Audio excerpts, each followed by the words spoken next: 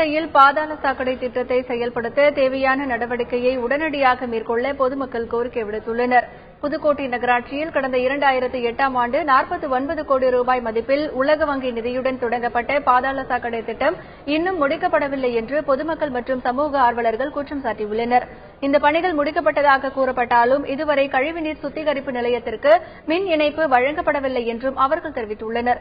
மேலும் வீடுகளுக்கு இணைப்புகள் வழங்கப்படவில்லை என்று தெரிவித்துள்ள அவர்கள் திட்டம் இன்னமும் தொடங்கப்படாத நிலையில் ஒரு சில பகுதிகளில் ஆள் நுழைவு தொட்டியிலிருந்து கழிவுநீர் வெளியேறி சாலைகளில் செல்வதாகவும் இதனால் சுகாதார சீர்கேடு ஏற்பட்டுள்ளதாகவும் தெரிவித்துள்ளனர். மின் இணைப்பு கொடுக்கப்படாத காரணத்தினால் மக்களுக்கு இன்னும் முழுமையாக பாதாள சாக்கடை திட்டத்தின் பணிகள் வந்து சேரவில்லை என்பது உண்மை.